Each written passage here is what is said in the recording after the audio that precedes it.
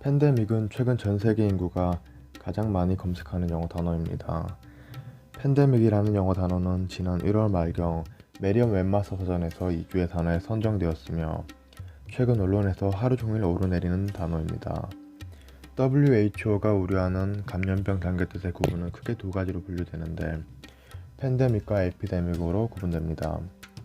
팬데믹은 바이러스가 전 세계로 퍼져나가 수없이 많은 사람들의 목숨을 앗아가는 상황으로 가장 대표적인 예로 1300년대 유럽을 휩쓸며 유럽 인구 7500만 명의 목숨을 앗아간 흑사병과 1918년에 발생한 현재 대한민국 전체 인구수와 비슷한 5천만 명의 생명을 앗아간 스페인 독감을 예로 들 수 있습니다.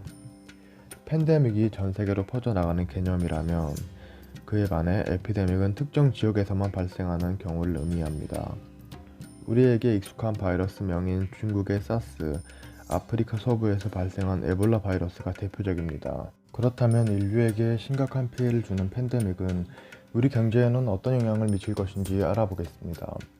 12일 세계 주요 연구기관의 추정치에 따르면 코로나19가 최악의 팬데믹 중 하나였던 1918년 스페인 독감 수준의 피해를 우리에게 안길 경우에는 글로벌 GDP가 9조 달러, 우리 돈으로 1경 802조 원 가량이 줄 수도 있다고 추정하고 있습니다.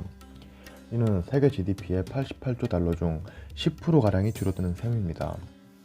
팬데믹이 미치는 경제적 충격 경로로는 사망자 증가로 인한 노동력 감소, 소비심리 위축으로 인한 소비자의 소비 감소, 공급망 붕괴, 투자 감소 등이 있습니다. 주식시장은 경제학에서는 투기로 정의하고 있지만 기업 입장에서 주식시장은 일종의 투자로 보기 때문에 최근 글로벌 증시나 국내 주식시장 증시가 큰 폭으로 하락한 것은 투자 감소의 예로 볼 수 있으며 최근 국제유가가 큰 폭으로 감소한 상황 역시 가전제품이나 휴대폰과 같은 완성된 제품이 거래되는 완제품 시장에 대한 소비 감소가 기업 측의 중간재 수요의 감소로 이어졌기 때문에 유가가 하락했다는 측면으로도 생각할 수 있습니다. 코로나 감염으로 인한 사람들의 외출 기피 현상과 차후 경기에 대한 비관적인 전망 역시 소비자들의 소비 심리를 위축시켜 코로나19 바이러스 피해국의 최전방에 있는 국내에서는 심각한 지역 상권의 붕괴로 자영업자도 무너지고 있는 상황입니다. 또한 세계 각국에서 입출국을 금지하면서 여행 및 항공업들도 현재 버티기 힘든 상황이라며 정부의 대출이나 관련 지원을 요청하는 상황입니다.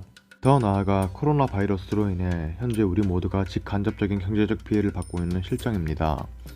현재 팬데믹으로 인한 경제 위기 상황을 경제의 상승과 하강을 반복하는 경제 순환 사이클 중에서 우리 경제는 오랫동안 경제 하강기를 그동안 거쳐온 만큼 앞으로의 경제 상승을 예상해야 할지 아니면 코로나로 인한 세계적인 경제 침체의 시작점에서 앞으로 우리는 추가적인 경제 하강기를 또 겪을 것인지에 대한 전문가의 입장이 나뉘고 있습니다.